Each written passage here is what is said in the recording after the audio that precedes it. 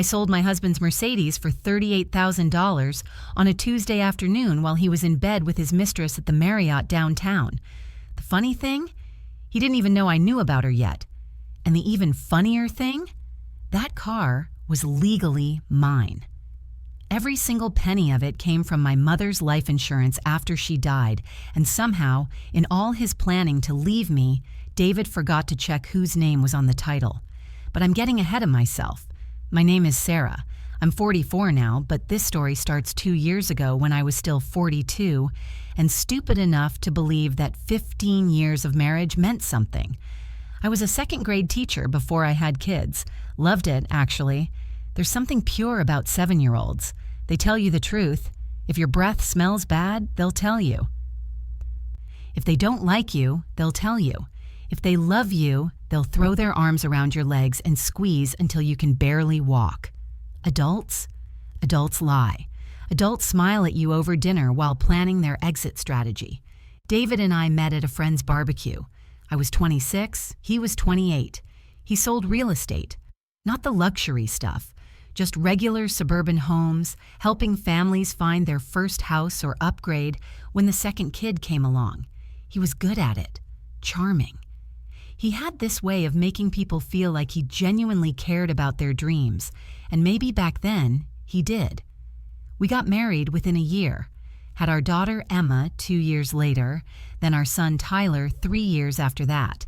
I took a leave from teaching when Emma was born, thinking I'd go back after a year, but David was doing well, and he said, "Why stress yourself out? Stay home, be with the kids, we can manage."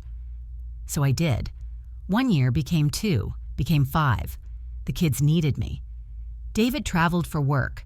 Someone had to be home for soccer practice and piano lessons and parent-teacher conferences. Someone had to be the stable one. That someone was always me. By the time this story really begins, Emma was 13 and Tyler was 10. I'd been out of teaching for over a decade. David had moved up in his company, more commercial properties, bigger commissions. We weren't rich, but we were comfortable.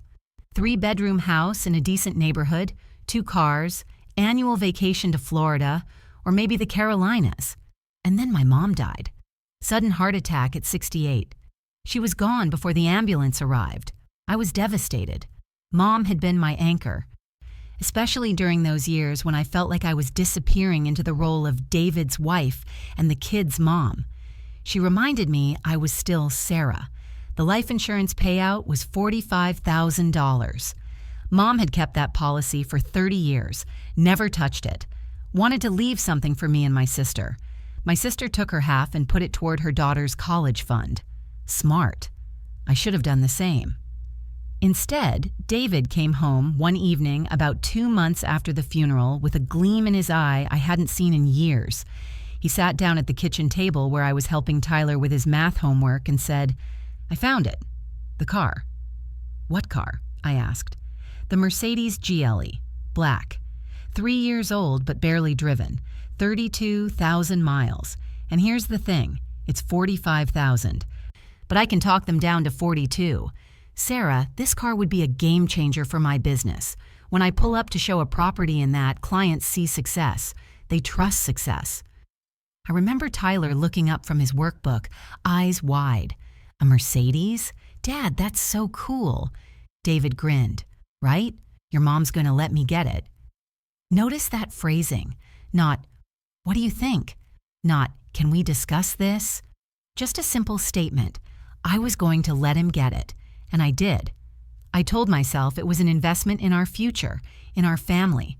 The kids were getting older. College wasn't that far away, and if this car helped David close bigger deals, bring in more money, then it made sense.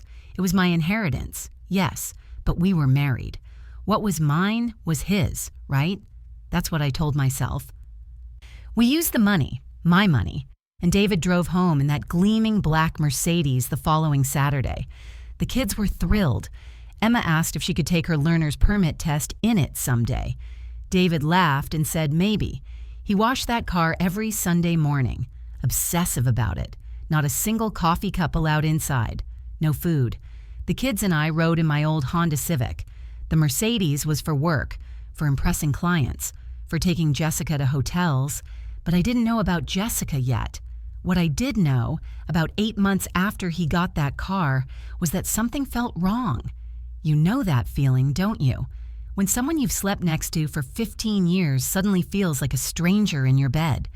David started showering at odd times, started keeping his phone face down on the nightstand, started having a lot of evening appointments. "It's the market," he'd say. "Clients can only view properties after work. I have to be available." I believed him, or I wanted to, because the alternative, the thing I didn't want to think about, was too much to handle when I was already barely holding it together.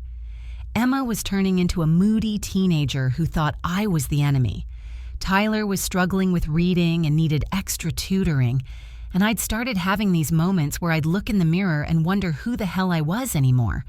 I wasn't the bright-eyed teacher who loved her work. I wasn't the confident woman David had married. I was just tired, invisible, going through the motions. And then, on a random Wednesday in March, David left his iPad on the kitchen counter. He'd gone to take a shower. His phone was with him, always was now, but the iPad was synced to his messages. I wasn't snooping, I wasn't.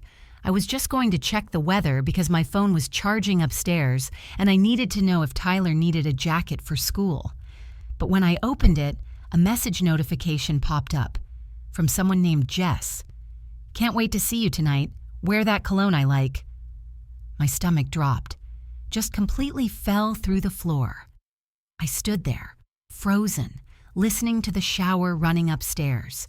I could have left it, could have closed the iPad and walked away and pretended I never saw anything. But I didn't. I opened the messages. And that's when my entire life changed. There were hundreds of messages. Hundreds. Going back 18 months. I sat down at that kitchen counter and I read every single one while the water ran upstairs. My hands were shaking so hard I could barely scroll, but I couldn't stop. Jessica, 28 years old, worked at David's office as a marketing coordinator. In the messages, she called him babe. He called her beautiful. They had inside jokes. They talked about their future together, actual plans, places they wanted to travel, how many kids they'd have someday. Kids. They talked about my kids, too. How David would handle the custody situation, how it would be messy for a while, but they'd get through it together. There was a message from just 2 days ago. "I know this is hard, but we're so close now. Just a few more months and you'll be free." Free. Like I was a prison sentence he was serving. I heard the shower turn off upstairs. I closed the iPad and set it exactly where he'd left it. Then I walked very calmly to the guest bathroom and threw up.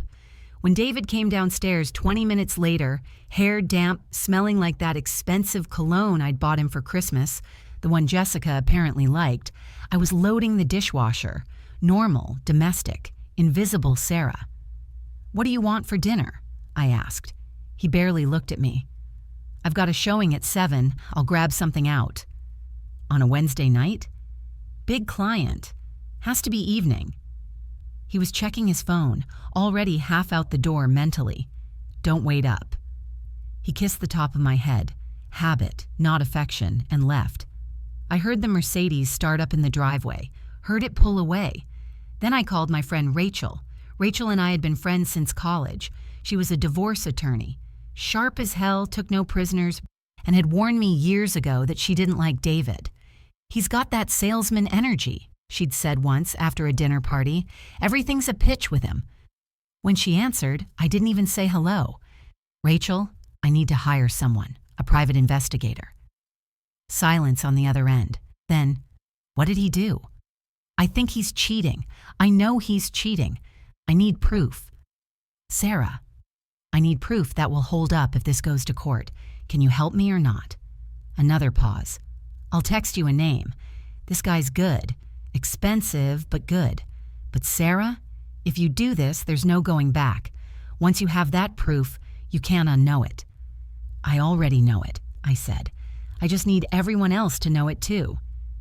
The investigator's name was Marcus. 50-something, former cop, looked like somebody's uncle. We met at a coffee shop the next day. I showed him screenshots I'd taken of David's messages, Stupid of me to not take more, but I'd panicked and only grabbed a few before hearing the shower stop. Marcus listened, took notes, didn't judge. "Here's what I need to know," he said. "What's your goal? Do you want to save the marriage or end it?" I'd been up all night thinking about that exact question.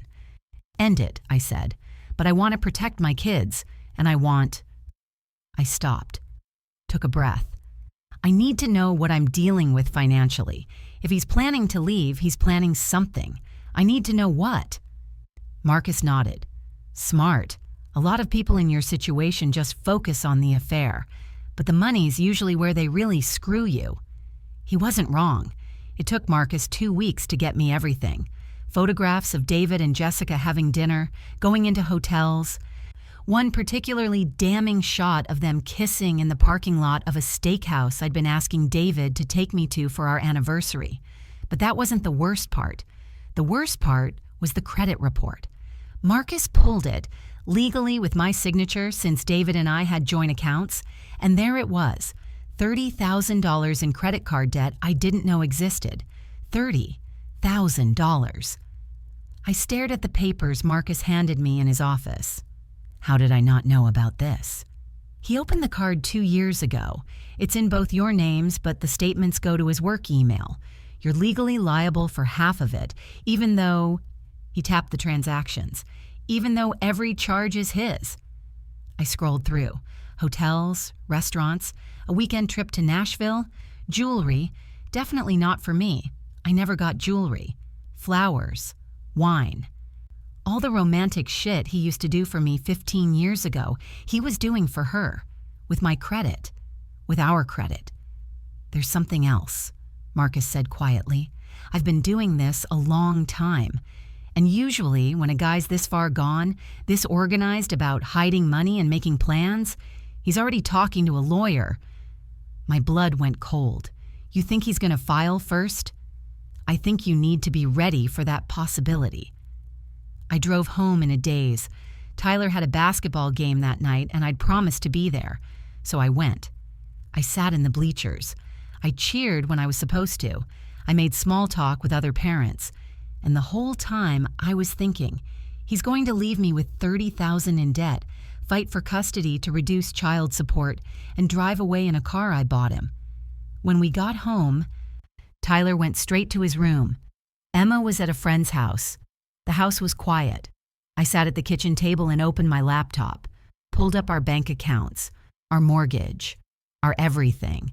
We had about $12,000 in savings. The house had equity, but not much. My Honda was paid off, worth maybe $8,000. David's Mercedes, my Mercedes technically, since my name was on the title, was worth around $38,000 according to Kelly Blue Book. And that's when it hit me. The car. The goddamn car. I called Rachel. "Tell me something," I said when she picked up. "If I bought a car with my inheritance money and the title's in my name, but we're married, who owns it?" "You do. Inheritance isn't marital property in most cases, especially if you kept it separate or can prove it. Why?" "Is the Mercedes in your name?" I pulled up the title paperwork on my laptop. There it was, clear as day. Sarah Chen, owner. I'd signed all the papers at the dealership because I'd been the one writing the check. David's name wasn't anywhere on it. "Holy shit," I whispered. "Rachel, it's mine. The car is legally mine." "Sarah, what are you thinking?" What was I thinking? I was thinking about 18 months of lies, about $30,000 in debt I'd be stuck paying, about David planning his exit while I made his dinner and raised his kids and disappeared a little more every day. I was thinking about that message. Just a few more months and you'll be free. "I'm thinking," I said slowly, "that if he wants to be free, I can help with that." Rachel was quiet for a moment. Then she laughed. Actually laughed. "You're going to sell it."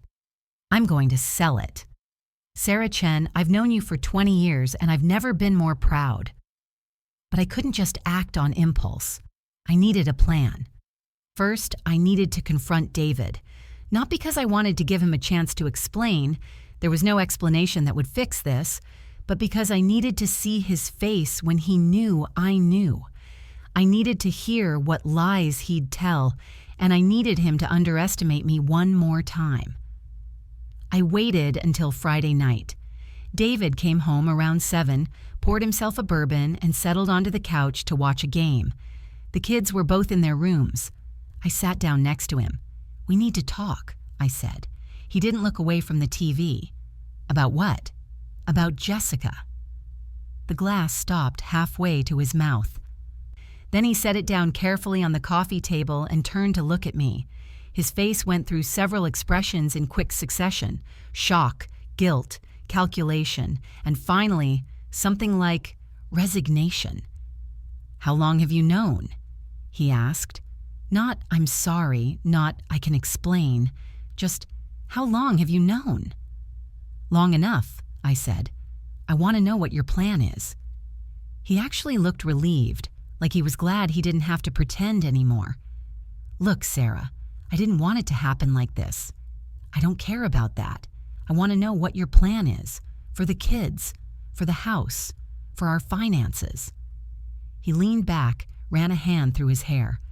"I was going to talk to you about this next month. I've been speaking with a lawyer. I think we can do this amicably.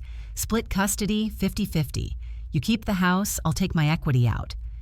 We divide the savings. It doesn't have to be ugly."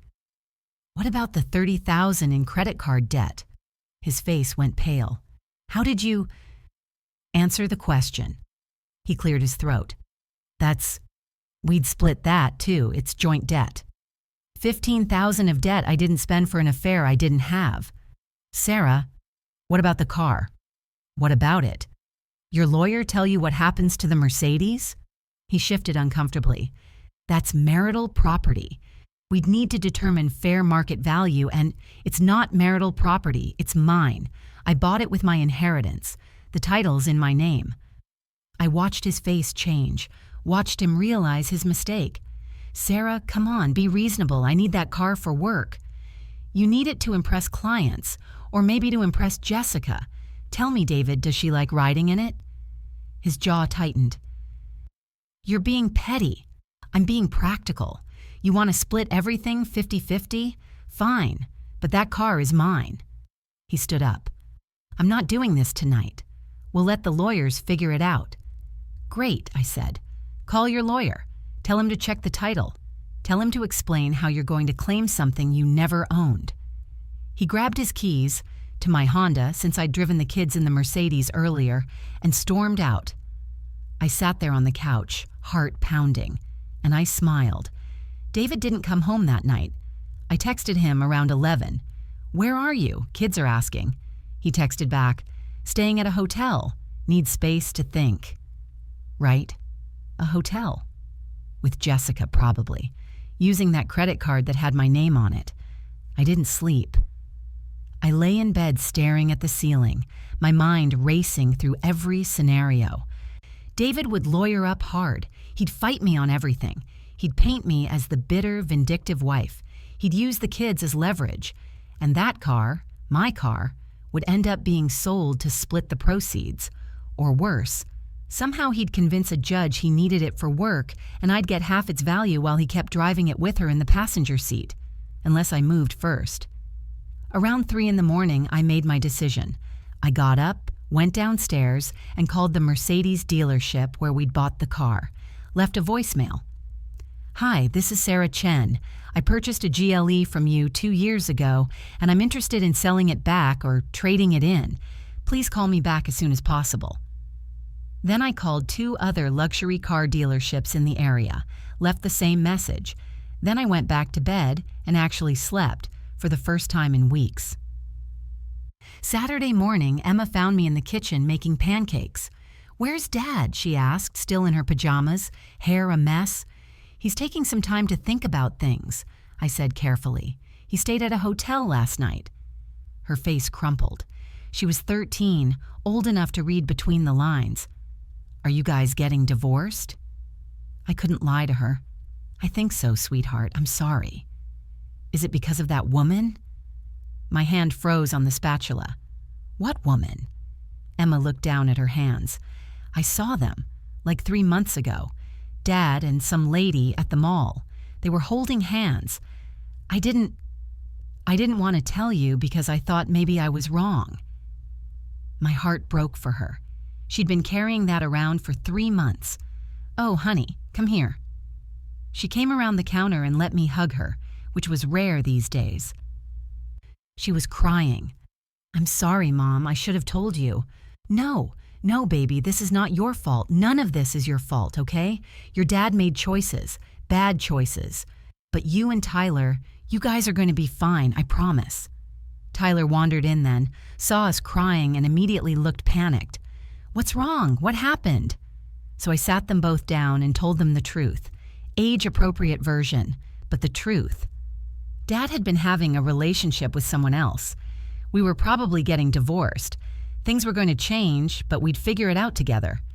Tyler, bless him, just asked, "Can I still play basketball?"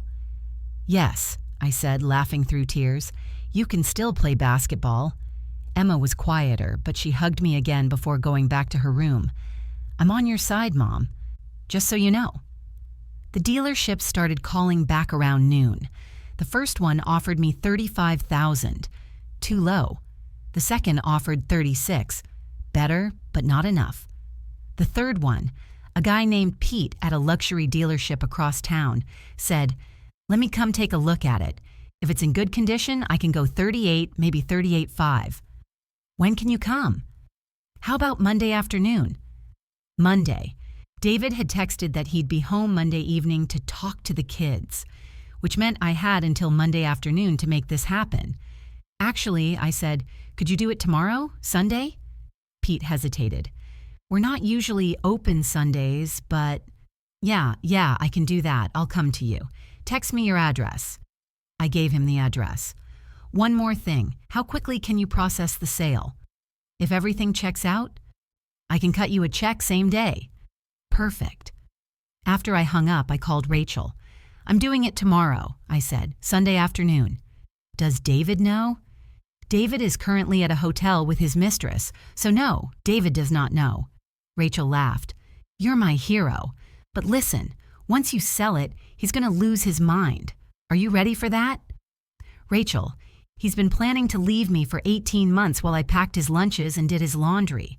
I think I can handle him being mad." "Fair point. Call me if you need backup." Sunday morning, I woke up with a weird sense of calm. I made breakfast, took the kids to church. We weren't regular churchgoers, but I needed to be out of the house, needed to feel normal for a couple hours. David texted around 11, coming by later to get some clothes and talk to kids. I texted back, "Kids already know. Come by after 4. Pete, the car dealer, arrived at 2:30. He pulled up in a BMW, looked professional, friendly.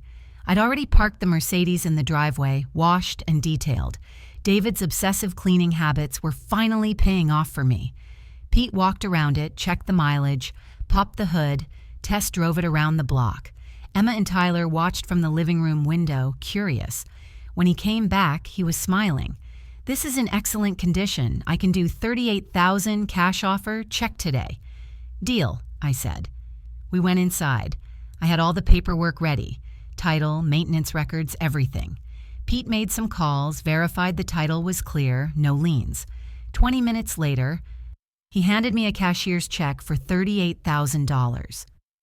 "Pleasure doing business with you, Sarah. I'll have a flatbed come pick it up within the hour." I shook his hand. "Thank you, Pete."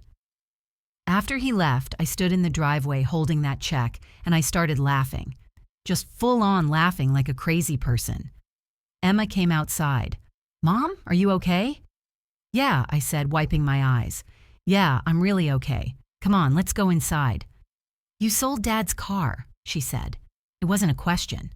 "I sold my car," I corrected. "The one I paid for." She thought about that for a second, then nodded. "Good." The flatbed truck came at 3:45. They loaded up the Mercedes and drove away. I watched it disappear down the street and I felt nothing. No regret, no sadness, just relief. David showed up at 4:15. He parked at the curb, in my Honda still, and walked up to the house. I met him at the door before he could come in. "Where's the Mercedes?" he asked, looking at the empty driveway. "Gone," I said. "Gone? What do you mean, gone? Where did you—" And then his face changed. "Sarah, what did you do?" "I sold it." "You what?" "I sold it to a dealership, got a fair price, it's done." His face went red.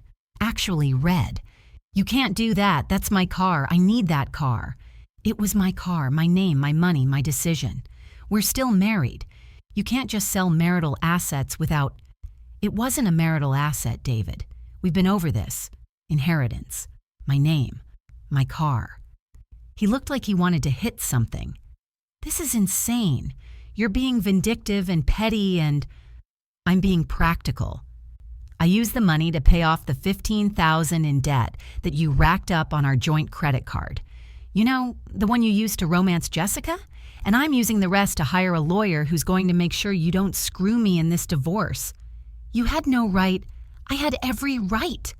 My voice went louder than I meant it to. "You had an affair for 1.5 years. You planned to leave me. You racked up debt in my name. You were going to walk away and leave me with nothing while you drove off in a car I bought for you. So yes, David, I sold the damn car." He stared at me, chest heaving, furious. And then he said the thing that told me I'd made the right choice. "Jessica's going to be so disappointed. Not, 'I'm sorry,' not, 'I made a mistake.' Jessica was going to be disappointed." I actually laughed. "You know what? That's not my problem anymore. Jessica can Uber. Now, did you want to see the kids, or are you done here?" He brushed past me into the house, went upstairs. I heard him talking to Emma and Tyler, heard Emma's voice go cold and flat when she answered him, heard Tyler ask if Dad was still taking him to his game next week. 20 minutes later, David came back down with a duffel bag of clothes. "My lawyer's going to hear about this," he said at the door. "Great. My lawyer's looking forward to meeting him." He left, peeled out in my Honda like a teenager.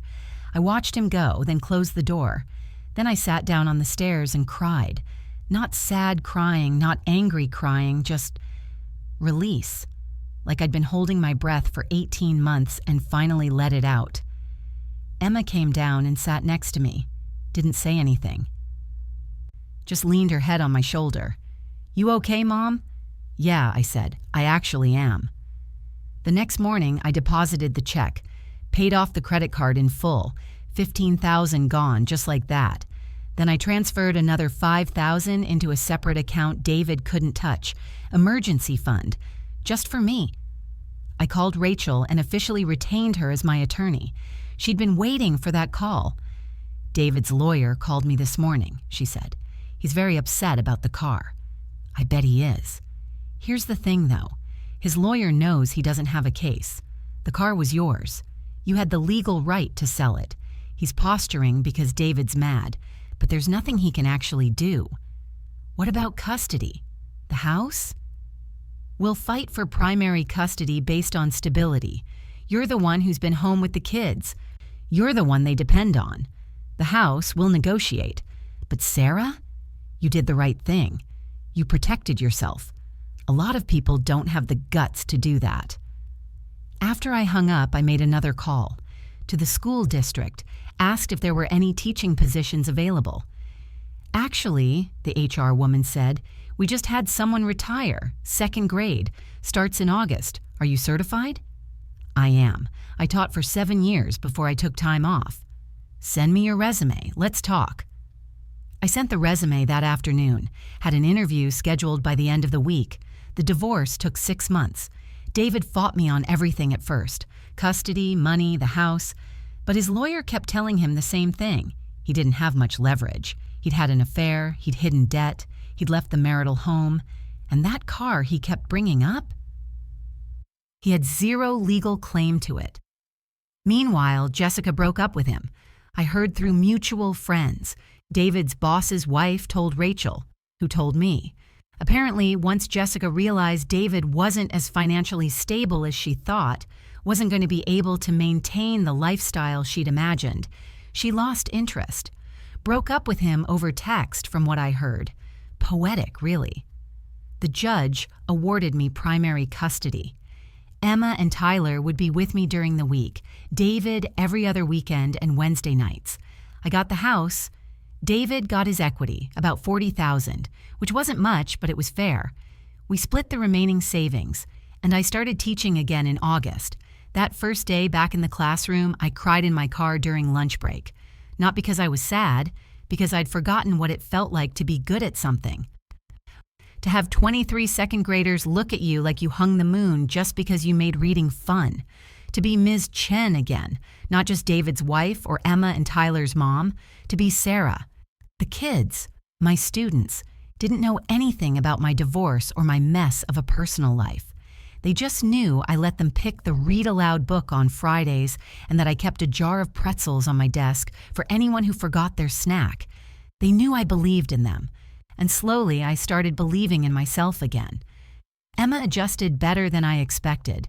She'd always been perceptive, and I think she'd seen the cracks in our marriage long before I admitted them to myself. She started opening up to me more, about school, about boys, about her friends.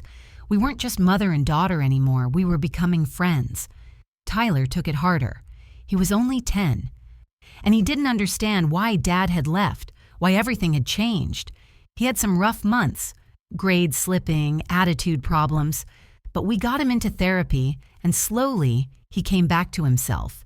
He still played basketball.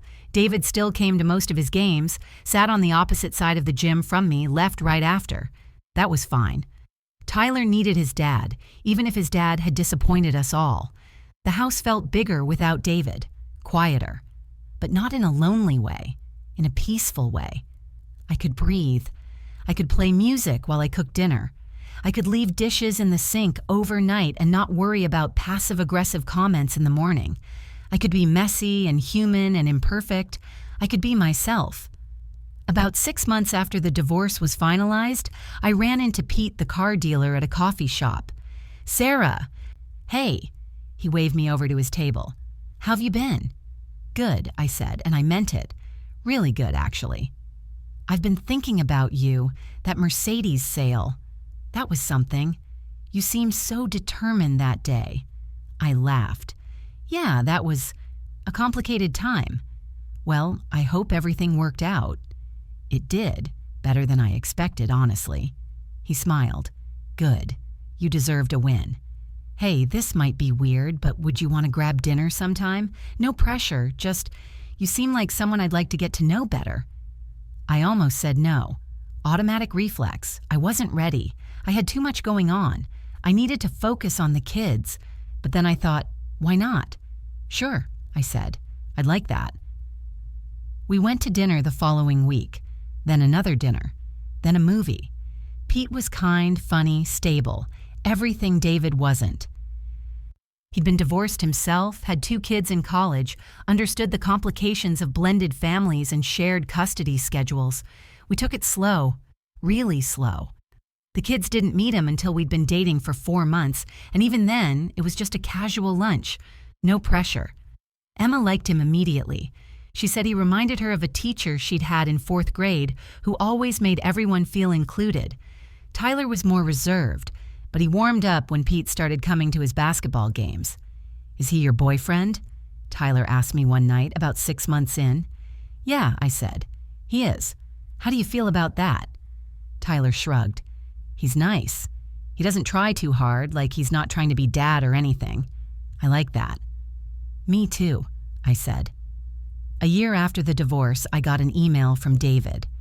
Subject line: "I'm sorry." I almost deleted it without reading, but curiosity got the better of me. "Sarah, I know I'm probably the last person you want to hear from.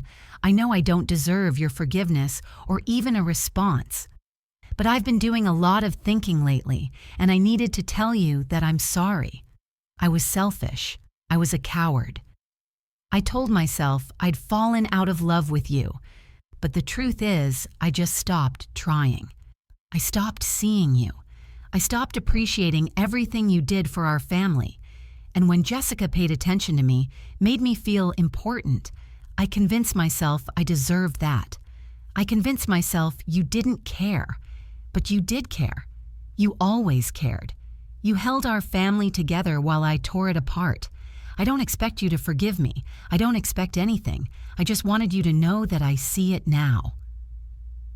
I see what I threw away, and I'm sorry. The kids are doing great, by the way. I know that's because of you. You're an amazing mom. You always were. I hope you're happy. Really. You deserve to be. David. I read it twice. Then I closed my laptop and didn't respond. Not because I was angry, I wasn't, not anymore, but because he didn't get my forgiveness just because he finally figured out what he'd lost. That wasn't for him. That was for me, on my own timeline, if and when I was ready. Rachel asked me about it a few days later when we met for lunch. We'd stayed close through everything. She was my lawyer, sure, but more than that, she'd been my lifeline. He apologized, I told her. Big dramatic email about how sorry he is. Are you going to respond? No. He doesn't get a response. He doesn't get closure from me. He made his choices, and I made mine. We're done. Rachel raised her wine glass. To being done with men who don't deserve us. I clinked my glass against hers. I'll drink to that. But the truth was, I wasn't done with all men. Just the ones who couldn't see me. Pete saw me, the real me, the messy, complicated, still healing me, and he stuck around anyway. 2 years after I sold that car, Emma turned 15. We had a small birthday party at the house, just her closest friends, pizza, a cake I only slightly burned. Pete came over to help set up, and Tyler spent the whole time stealing pizza before the party even started. After everyone left and the kids were in their rooms, Pete and I sat on the back porch with glasses of wine. "You've come a long way," he said, "from where you were when we met." "You have no idea," I said. 2 years ago, I was drowning. I didn't even know how bad it was until I could finally breathe again. What changed? I thought about it. Really thought about it. I stopped waiting for someone to save me, I said finally. I stopped thinking my value came from being a good wife or making everyone else happy. I saved myself. And yeah, it sucked. It was terrifying. But I did it. Pete smiled. That car sale was just the beginning, wasn't it? Yeah, it was. He reached over and took my hand. For what it's worth, I'm really glad you sold that car. Otherwise, I might never have met you. I laughed. See? David should be thanking me. I inadvertently introduced him to the consequences of his own actions, and I met you. Everybody wins. Does he know about us? The kids probably told him. But honestly, I don't care if he knows or not. That part of my life is over. And it was. Really, truly over. I wasn't bitter anymore. I wasn't angry. I'd taken all that pain and fear and transformed it into something better. A life I actually wanted to live. A career I loved. Kids who were thriving. A relationship built on honesty and respect. And a very comfortable emergency fund, thanks to that Mercedes. Sometimes, late at night, when I can't sleep, I think about that day I read David's messages on his iPad.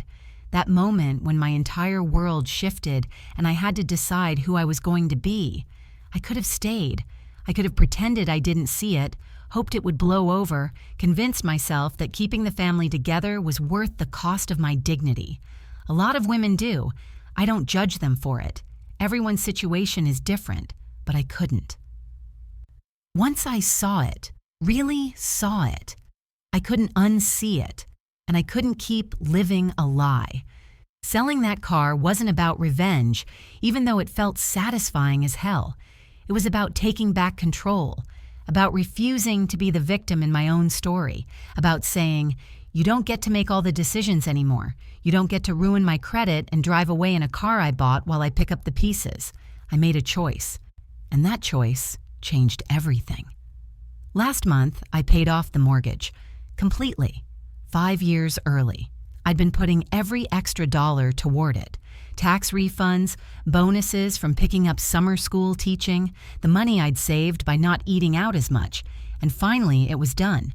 The house was mine, really, fully, legally mine. I didn't tell anyone at first.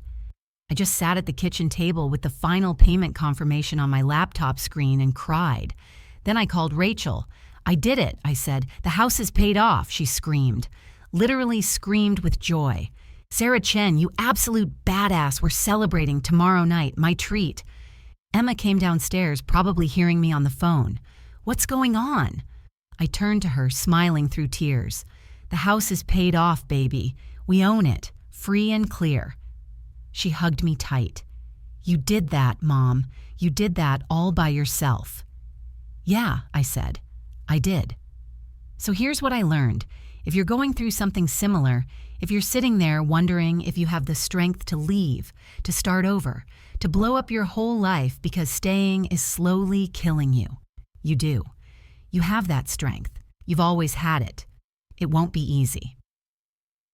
There will be nights when you cry yourself to sleep, wondering if you made the right choice. There will be moments when you question everything, when you miss the life you had, even though it was built on lies.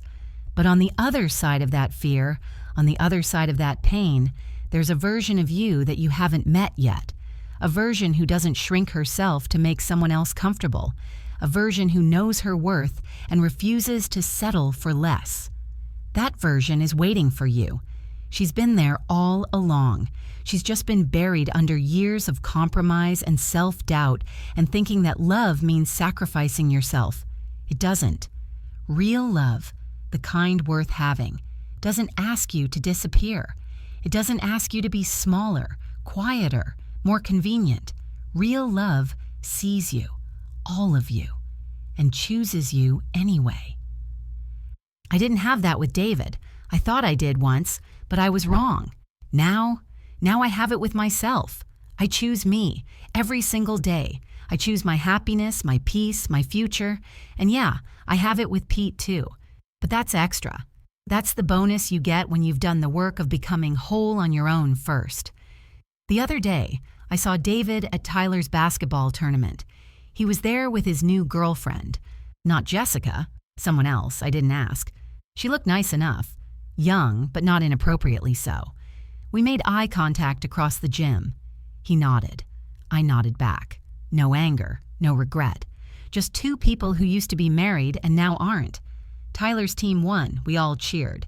And afterward, Tyler ran over to me and Pete, sweaty and happy, and said, "Did you see that three-pointer I made?" "Are you kidding?" "We screamed so loud I think we lost our voices," Pete said, ruffling his hair. Tyler grinned. Then he ran over to David, told him the same story, got the same excitement back. And that was okay. That was how it should be. The kids didn't have to choose. They could love both their parents, even if those parents weren't together anymore. We'd all survived. We'd all moved forward. And we were all going to be fine. It's been 3 years now since I sold that Mercedes. 3 years since I decided I was worth more than being someone's backup plan. Worth more than debt and lies and a beautiful car that symbolized everything wrong with my marriage. I'm 45. The kids are older. Emma's 16 and learning to drive. In my Honda, thank you very much. Tyler's 13 and already taller than me. I'm still teaching, still with Pete. Though we're not in any rush to get married. Maybe someday, maybe not. Either way is fine. I'm happy. Really, genuinely happy. Not the kind of happiness that depends on someone else or requires everything to be perfect. The kind that comes from knowing you can handle whatever comes your way because you've already survived the worst. Sometimes I drive past the Mercedes dealership where Pete works. I always smile. That stupid car, that expensive, ridiculous status symbol that David needed so badly, ended up being the best investment I ever made, not because of what it was worth when I sold it, but because selling it taught me what I was worth. And that, it turns out, was priceless. Thank you for staying with me through this whole story. I know it was long, and there were probably moments where you wondered if I was going to make it, if I'd be okay. I did. I am. If you're in a similar situation right now, if you're reading this and seeing pieces of your own life in mine, I want you to know that you're not alone. You're not crazy for feeling how you feel. You're not overreacting. Your instincts are probably right, and you're stronger than you think. I'd love to hear from you if you have a story like this, or if you're going through something similar. Sometimes it helps just to know someone else has been there, someone else understands. Leave a comment, share your thoughts.